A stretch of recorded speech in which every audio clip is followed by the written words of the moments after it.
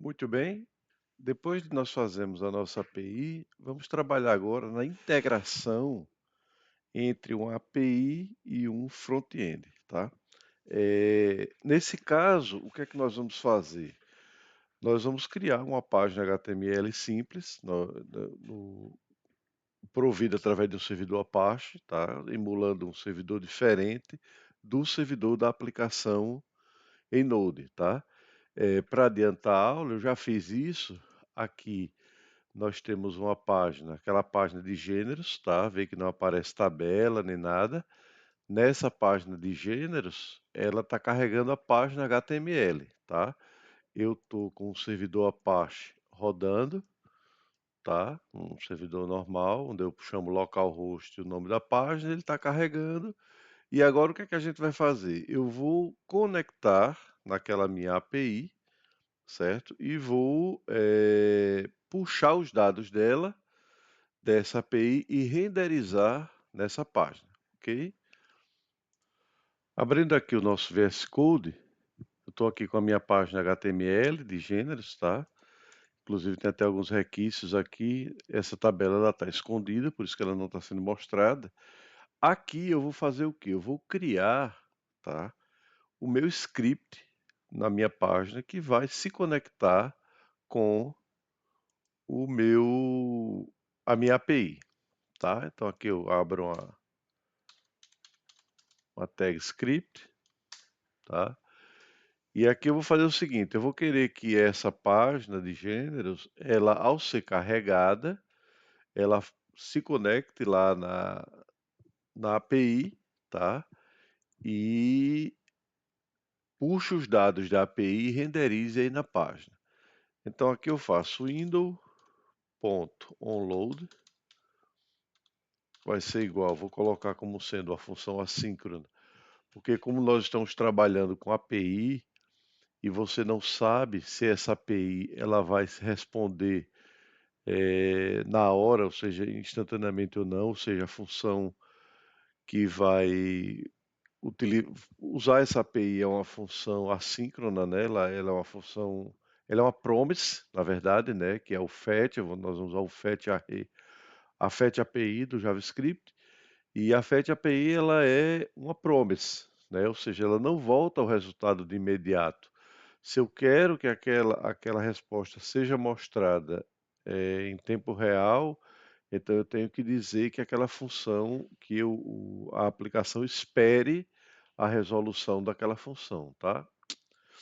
Então eu boto um async fetch e coloco aqui o endereço, tá? http eu estou rodando ele em localhost normal, sem ser através de alguma porta, ou no caso da API é na porta 3000, né? Barra 3000 barra gêneros. Pronto, isso aí ele vai buscar essa API, né?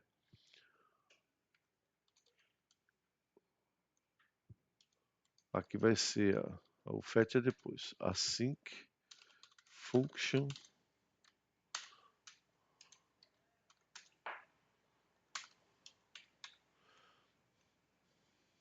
Beleza. Aqui eu posso colocar um, um response, né? Ou seja, se não houve resposta, tá? Ou seja, se o response deu se não houve um ok, deu algum outro erro, aqui eu posso colocar um outro erro, mostrar um erro aqui.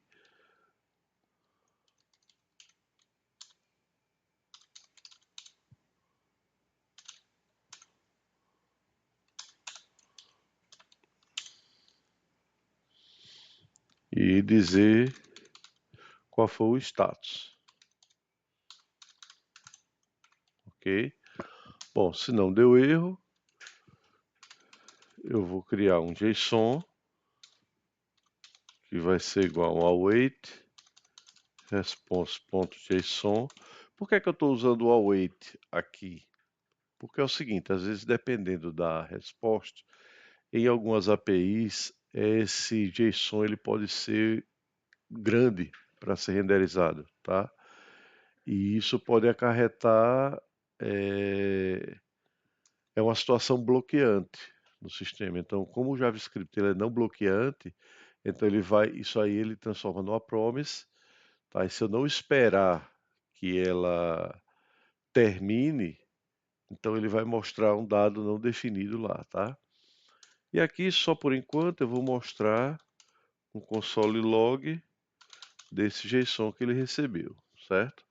Bom, vamos lá. Então, na minha página, estou conectando aqui localhost 3000 gêneros. A minha aplicação ela está rodando aqui, ó, em localhost, tá? Tudo certinho. Vou abrir aqui, gêneros HTML. Claro que não apareceu nada porque eu coloquei no console, mas se eu vier no console, ele está falando aqui um erro de response. Deixa eu ver aqui o que foi que aconteceu. Async function, fetch. É o response. Const response vai ser igual a await fetch. Isso aí. Vamos lá voltar para o nosso. Então, ok. Beleza. Ele aqui voltou o array de gêneros, certo? Então, na minha aplicação aqui, eu tenho essa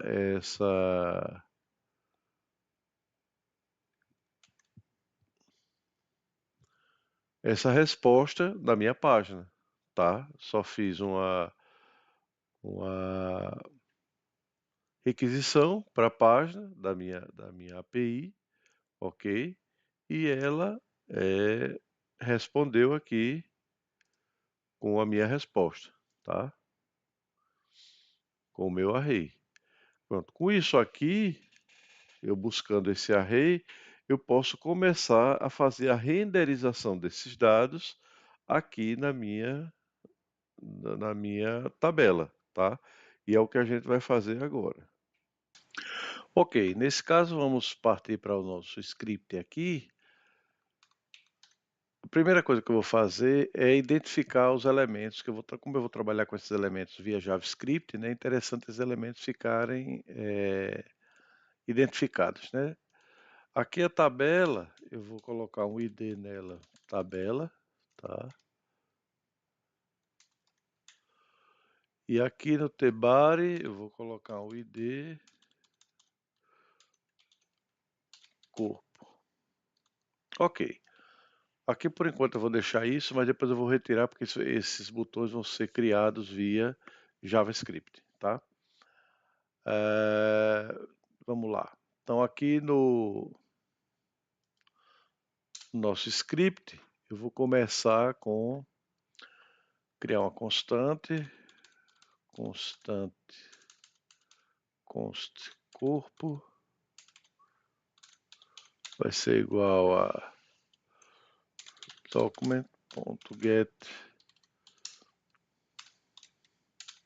corpo. Ok. E agora eu vou fazer o loop, né? Para colocar os dados lá. Então, json.generos.forEach function gênero, tá? E aqui ele vai, vamos lá começar a nossa função, tá? Primeiro eu vou criar a linha doc.create element tr let td igual a document.create element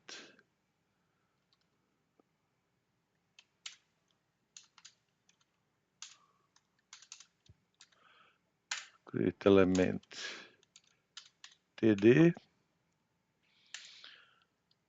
td.textContent vai ser igual a gênero.gênero,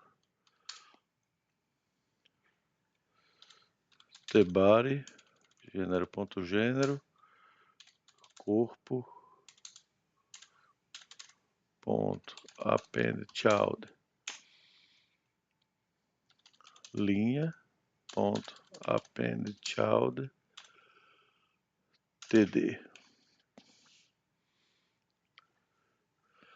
E no final disso, document.getElementById tabela.hidden igual a false. Ok, vamos ver se funciona lá na nossa página. Então, refresh aqui. Opa, deu um erro aqui no for each. Deixa eu ver aqui qual foi o erro. JSON.gêneros. Gêneros. For each.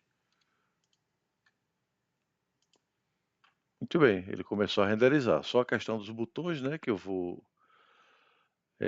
colocar aqui. E aqui também é o ID, né? Eu estou colocando só o gênero. Vamos lá.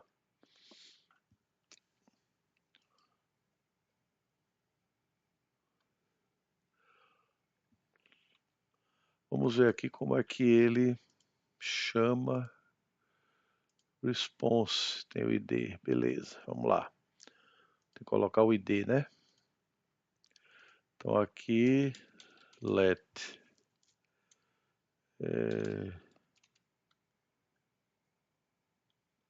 gen e let id igual a mesma coisa. Tá? Então id.textContent vai ser igual a gênero.id e aqui passa a ser gen. Então ele vai colocar id.append child gen.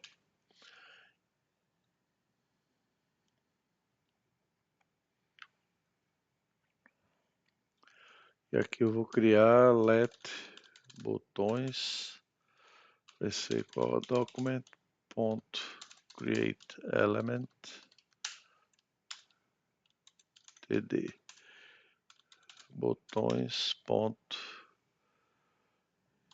inner html vai ser igual, eu vou pegar isso aqui.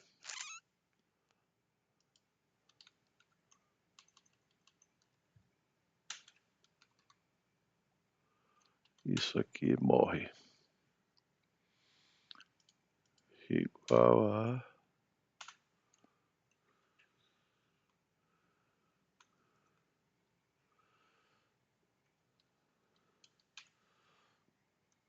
ponto append child botões. Vou ver agora como é que fica aqui. Opa, deu algum problema aqui. Deixa eu ver aqui.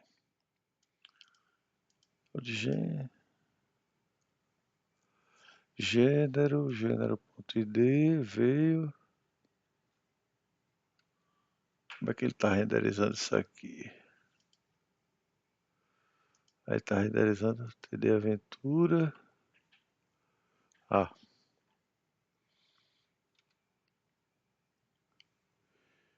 ID é TD.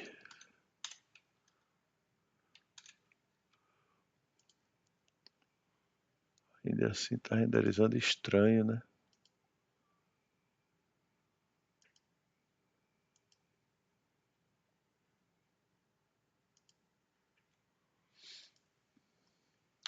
Porque ele está... Aqui eu tenho que fazer o seguinte, linha, ponto, append child. Linha vai ser isso aqui, né?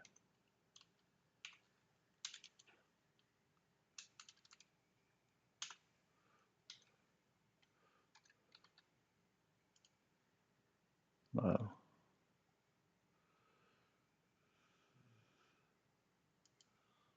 id, linha, linha.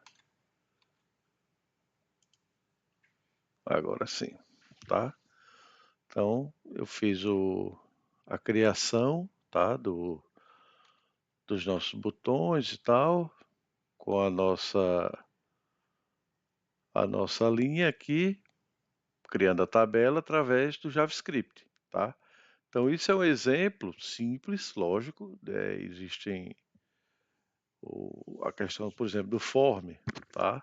Em que você vai puxar o formulário, você pode colocar, por exemplo, aqui gêneros barra alterar, aqui no href, né? Você pode colocar o HTML, por exemplo, digamos que fosse http, dois pontos, barra, barra.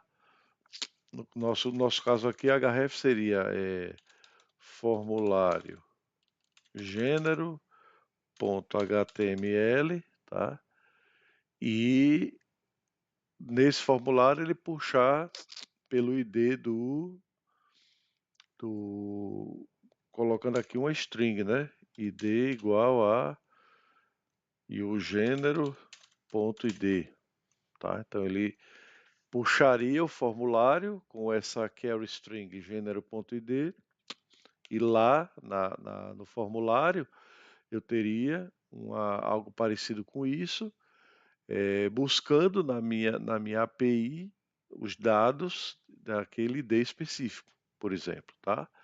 Então essa é uma forma de utilizar as APIs para fazer a renderização da página. Então o nosso objetivo aqui foi mostrar exatamente como fazer a integração, tá, da, do front-end, tá? Isso aqui claro, é um exemplo bastante simples, porque o nosso curso não é o objetivo principal, é o front-end, tá? Exatamente construir os back-ends.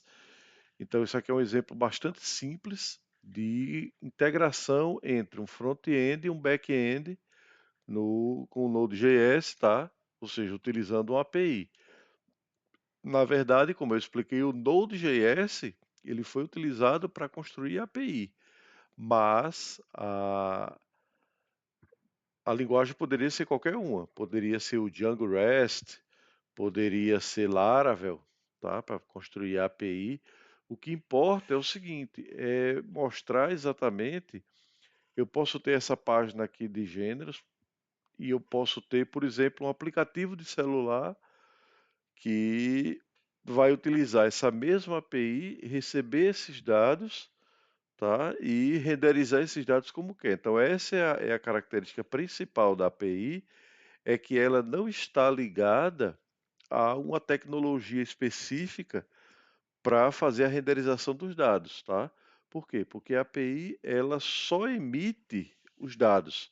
Ela só faz a troca de mensagens entre um servidor um servidor front-end ou um aplicativo, seja lá o que for, e um servidor da aplicação realmente dita, independente da linguagem. Certo, pessoal? Então, na nossa próxima aula, a gente vai ver sobre autenticação. Ou seja, se eu quiser que essa minha aplicação seja protegida, então eu preciso colocar uma forma do usuário se identificar antes de usar a aplicação, ok? Então, até a próxima aula.